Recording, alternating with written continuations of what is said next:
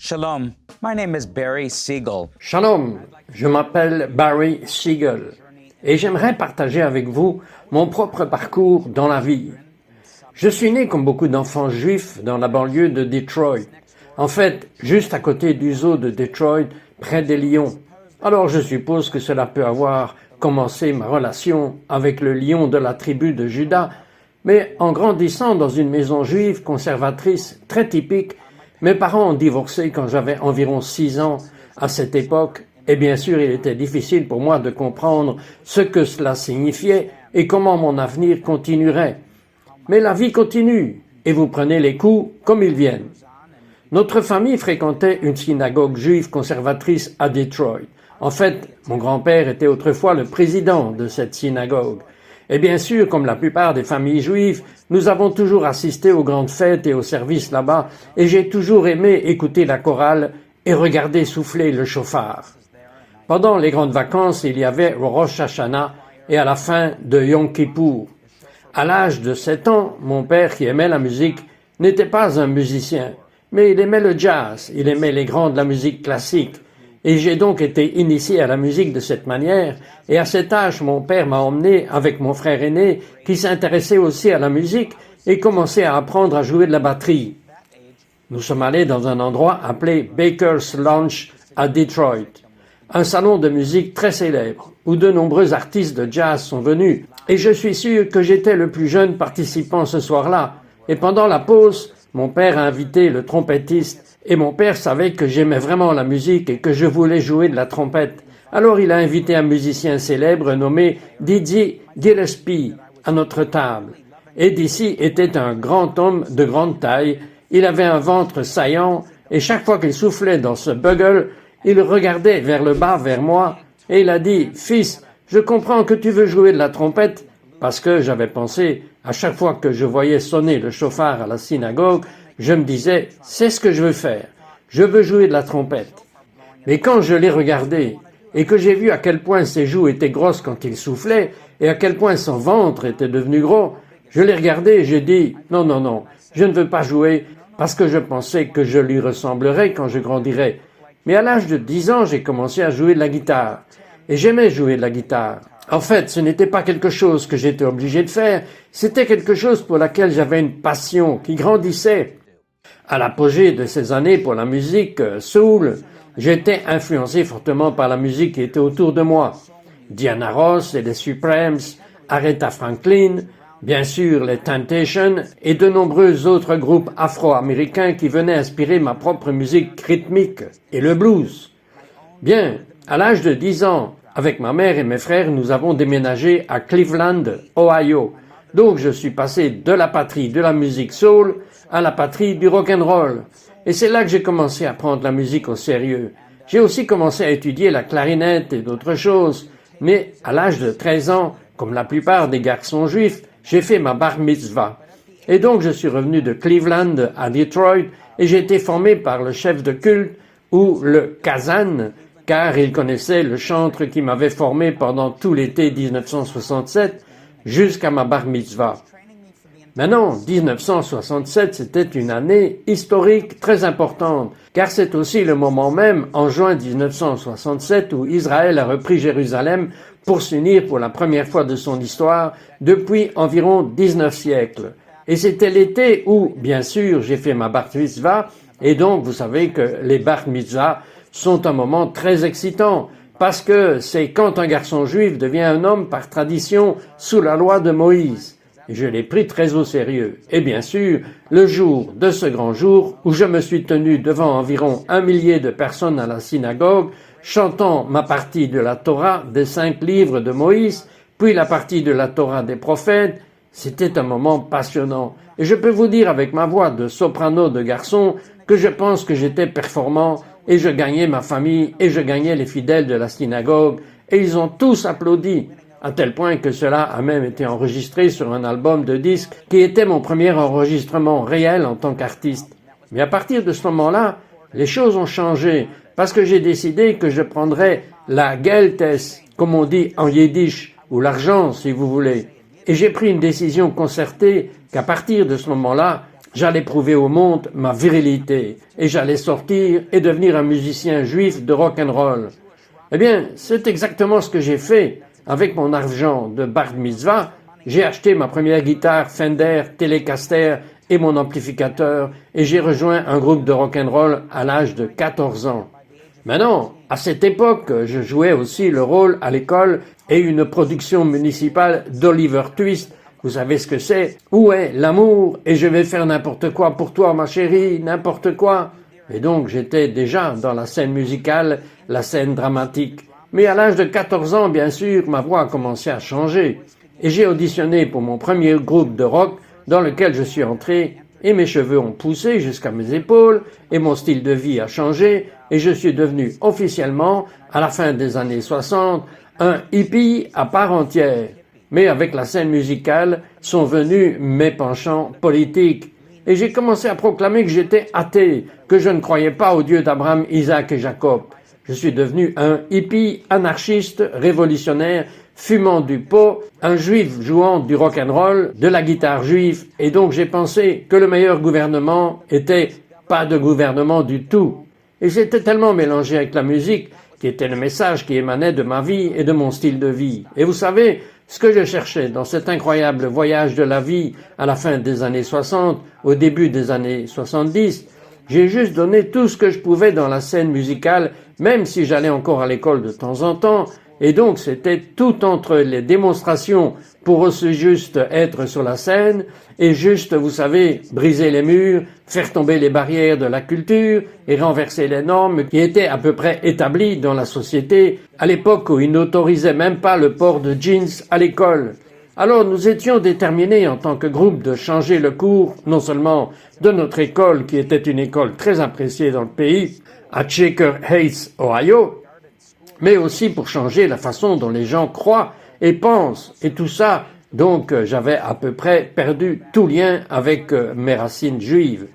Mais tout cela allait changer, parce qu'un soir, je suis allé avec le groupe avec lequel je jouais, j'avais environ 15 ans, et nous sommes allés dans une sorte de boîte de nuit de rhythm and blues souterraine appelée La Cave, dans l'est de Cleveland. Et nous sommes allés entendre cette bande incroyable, un groupe de rythme et de blues de Californie appelé Pacific Gas and Electric. Et je suis allé voir le guitariste. J'étais assis juste en face de lui et à la fin, j'ai approché ce guitariste. Il avait de longs cheveux noirs, une longue barbe noire et une belle guitare électrique sur ses épaules. Et il ressemblait réellement à Jésus jouant de la guitare électrique. Et je me suis approché de lui et j'ai dit « Merci beaucoup de m'avoir inspiré avec votre guitare et les morceaux que vous avez joués. Et je veux juste vous donner ceci. » Et je lui ai donné un sac de joints de marijuana pour le remercier. Et il s'est retourné et il m'a regardé droit dans les yeux avec conviction, comme avec des flammes dans ses yeux. Et il a dit « Non, mon gars, Jésus est la seule réponse. » Et je suis resté là, figé sur mes pieds, parce que tout d'abord, je savais que tous les musiciens de rock et les guitaristes de blues buvaient ou fumaient. Et vous savez, c'était vraiment les femmes, le vin et la chanson. Mais ici, ce gars me parle de Jésus, dont je n'avais même jamais entendu parler en grandissant.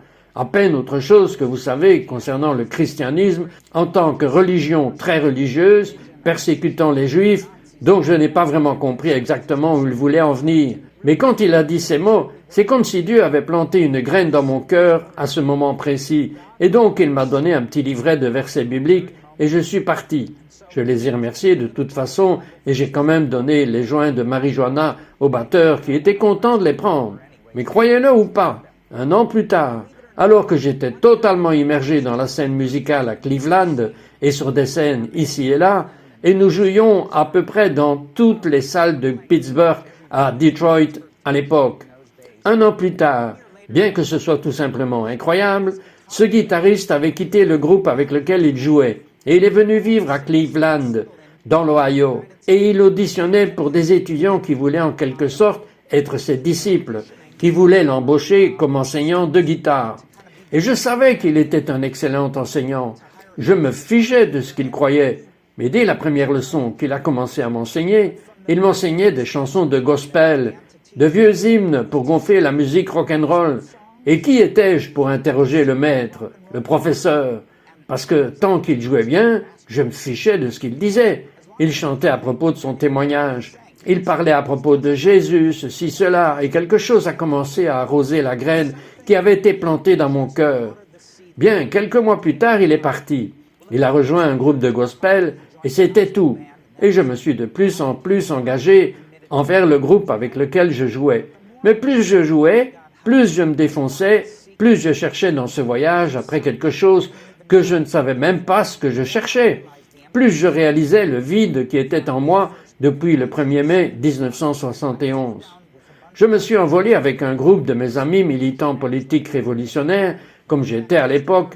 En fait, je portais un gilet à franges en cuir vert, un blue jeans bell bottoms Lévi, bien sûr, parce que je suis un lévite. Littéralement, je suis de la lignée des lévites. Et vous savez, un bandeau rouge de mon idéologie marxiste. Et je me suis envolé pour Washington, D.C. pour arrêter le gouvernement des États-Unis d'Amérique. Eh bien, cela n'a pas pris longtemps. Ce matin-là, j'ai été arrêté et peu de temps après, il y avait une grande manifestation à Washington appelée May Day en 1971. Et alors que j'étais assis dans cette arène de détention où des milliers avaient été arrêtés, jeunes et vieux, attendant que l'aide juridique me libère, et j'étais assis là à regarder cette image de l'humanité. Et d'autres comme moi étaient, vous savez, pour le renversement du système, un peu comme nous voyons se produire dans de nombreux pays du monde aujourd'hui. Et tout à coup, ce processus de pensée est venu en moi et m'a dit, bien, si le marxisme n'est pas la réponse, et l'anarchie n'est pas la réponse, et que le capitalisme n'est pas la réponse, et le socialisme n'est pas la réponse, quelle est la réponse? Et une petite voix encore à l'intérieur de mon esprit, comme un murmure, a dit que Jésus avait rendu tout parfait. Et j'avais des larmes qui commençaient à me monter aux yeux, et je me disais, est-ce que c'est moi qui parle, ou est-ce que c'est quelqu'un qui parle à mon esprit, à mon cœur? Et donc ces larmes ont commencé à me monter aux yeux, parce que je savais que tout ce que je cherchais ne me conduisait à aucune réponse. Et pourtant, dans ma vie, je me souciais vraiment des pauvres et des opprimés, je me souciais vraiment de leur vie et de leur bien-être. Quand je suis revenu de Washington à Ohio, pendant les 2 mois suivants à l'école, je n'arrêtais pas de penser à ce juif nommé Jésus, en français, que nous appelons en hébreu Yeshua, qui signifie salut. C'est son vrai nom hébraïque. Et donc je pensais jour et nuit, qui est cet homme de Galilée? Pourquoi ne puis-je pas me débarrasser de ce processus de pensée dans mon esprit? Alors je suis sorti, fin juin 1971, pour prendre mon préféré, qui était un sandwich au corned beef avec du fromage suisse et une vinaigrette russe à la charcuterie locale. Et vous savez, il n'y a rien de tel. Ce n'est pas cachère, mais c'est sûr que c'est bon. Ici, on y va. Je voulais juste rentrer à la maison pour jouer de la guitare. Bien sûr, il n'y a rien de tel avec la nette cachère aussi, et c'est comme ça que je rentrerai chez moi et que j'irai pratiquer la guitare. Et bien sûr, mettre tout le chemin avec le soda et la crème.